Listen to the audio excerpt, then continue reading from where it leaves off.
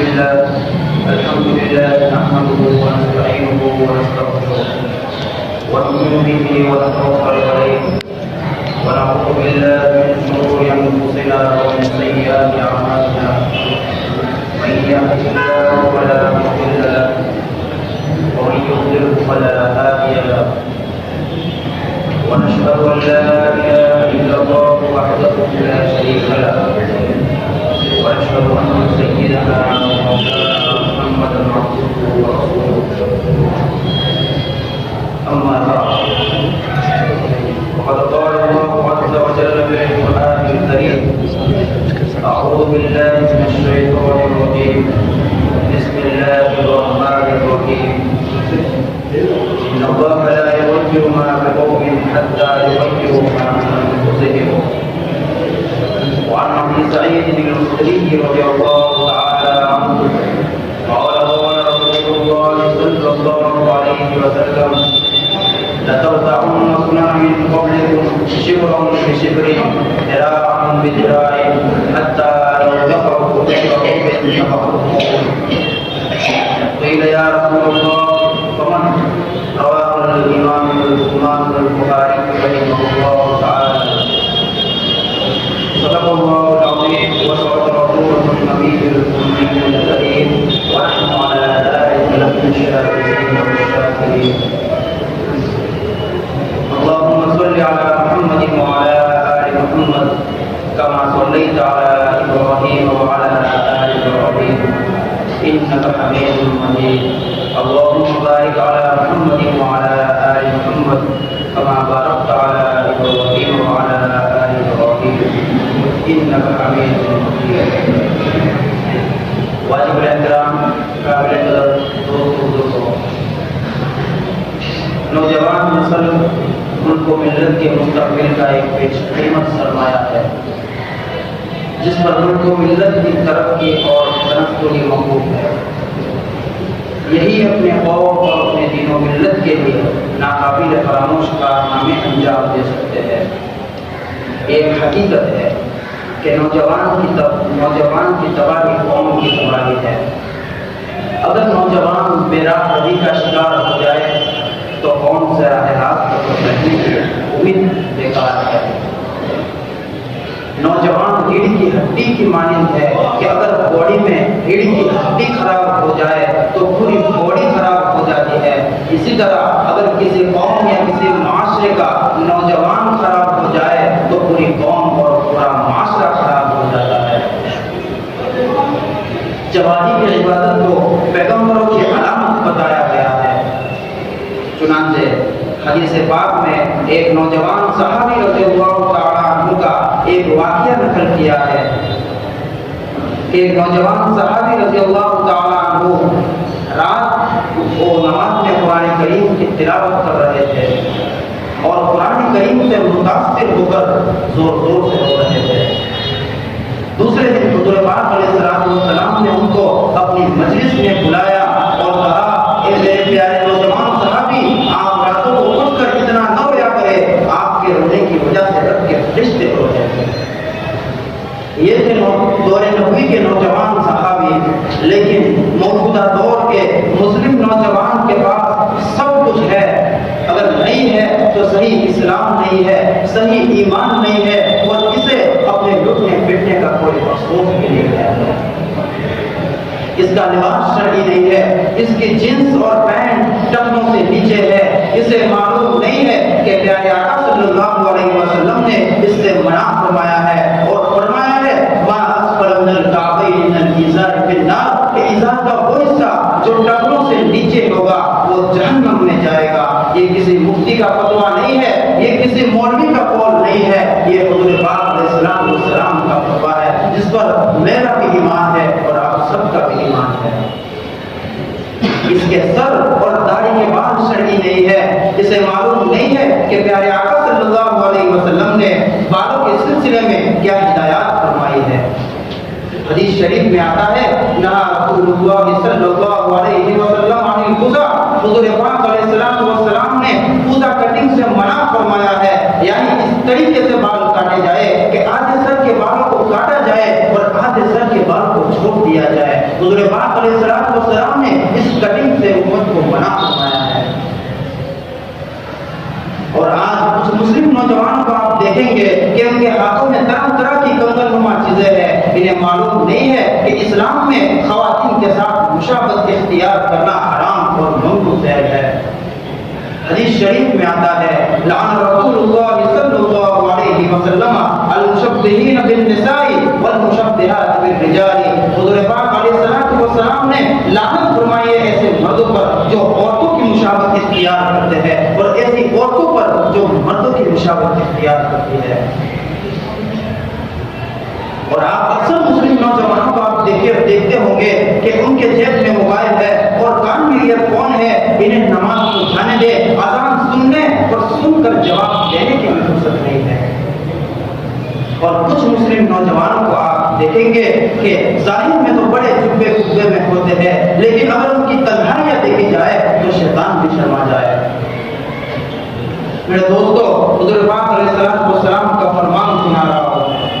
حضرت صوبان رضی اللہ عنہ کی روایت ہے, ابو داؤد شریف کی روایت ہے. اللہ کے رسول فرماتے ہیں کہ کل قیامت کے دن ایک شخص آئے گا, اپنے ساتھ نیکیوں کا ڈھیر لے کر آئے گا, تہامہ پہاڑ جتنی نیکیاں لے کر آئے گا, لیکن رب العزت اس کے نیکیوں کو حقوق سے اڑا دے گا. وہ حیران ہوگا کہ میری زندگی کی نیکیاں کہاں چلی گئی, گناہ کیا تھا. بتلایا جائے گا کہ یہ تنہائی, یہ مجلسوں میں بڑا نیک بنتا تھا, لیکن تنہائیوں میں رب کو ناراض کرنے والے کام کرتا تھا. میرے دوستو, آج اس پر سب سے بڑا گواہ ہمارا موبائل ہے. ہم اپنی سرچنگ کو دیکھ لیں کہ ہم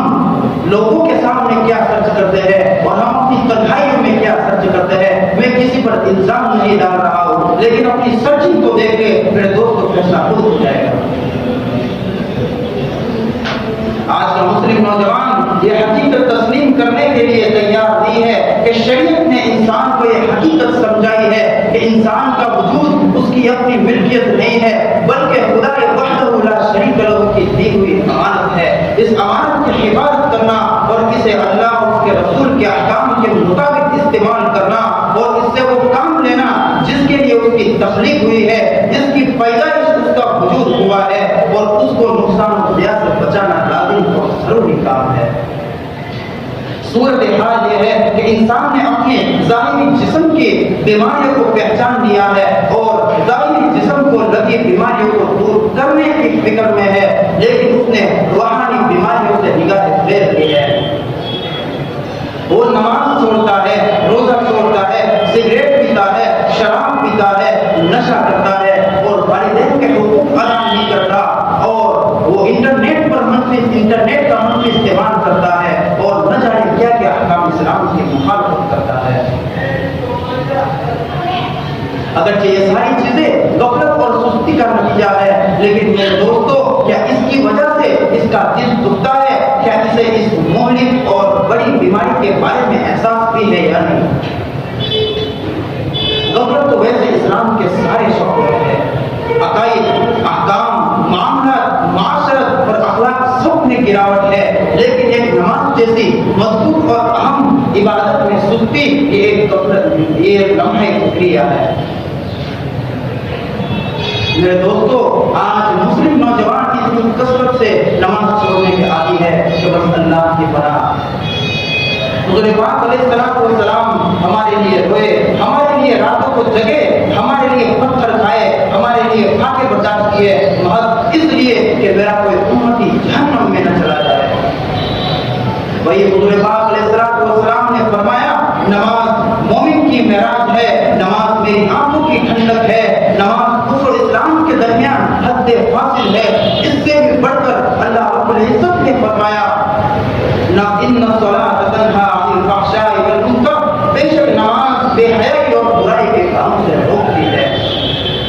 اگر ان ارشادات عالیہ کو سننے کے بعد بھی اگر ہم کو نماز پڑھنے کی توفیق نہ ملے تو دنیا کا کون سا فرمان ہے جو ہمیں نماز کی طرف آمادہ کرے؟ آج مسلمان اتنی کثرت سے نماز چھوڑنے کے عادی ہے کہ بقول ایک بڑے شخص کے کہ آج اتنی کثرت سے لوگ نماز چھوڑنے کے عادی ہے کہ آئندہ زمانے میں اس بات کا ڈر ہے کہ کہیں یہ غیر لوگ یہ کہنا شروع نہ کر لے کہ نماز کا اسلام سے کوئی تعلق نہیں ہے۔ نماز اسلام میں ضروری چیز نہیں ہے، نماز تو بس ویسے اختیاری عبادت ہے۔ سوال ہوگا کیوں؟ اس لیے کہ اگر نماز اسلام میں لازم چیز ہوتی، اگر نماز اسلام میں ضروری چیز ہوتی تو اس کو سارے مسلمان ادا کرتے، لیکن اسے سارے مسلمان ادا نہیں کرتے۔ میرے دوستو، اسلام کے آئے ہوئے 1400 سال ہو گئے، لیکن ایک موقع بھی ایسا نہیں دکھتا ہے کہ جس میں نماز چھوڑنے کی رخصت معلوم ہوتی ہو۔ اگر بالفرض وہ موقع ہوتا تو وہ میدان کربلا تھا جس میں نماز چھوڑنے کی گنجائش ہوتی، لیکن وہاں بھی نماز رسول نے سب کو کٹا دیا، لیکن نماز کو کٹا نہیں ہونے دیا۔ آج کا مسلم نوجوان دن بھر کی مصروفیات سے تھکتا ہے اور آخر میں سکون حاصل کرنے کے لیے وہ نشہ اور گولیوں کا استعمال کرتا ہے، انٹرنیٹ پر وقت گزارتا ہے۔ اسے معلوم نہیں ہے کہ سکون بلکہ حقیقی سکون تو ذکر و نماز میں ہے۔ اللہ رب العزت نے فرمایا الا بذکر اللہ تطمئن القلوب، سنو بے شک حقیقی ذکر تو اللہ کی یاد میں ہے۔ آج کے نوجوان کے دوستوں کو دیکھا جائے تو اکثر غیر مسلم اور اکثر فاسق و فاجر ہے۔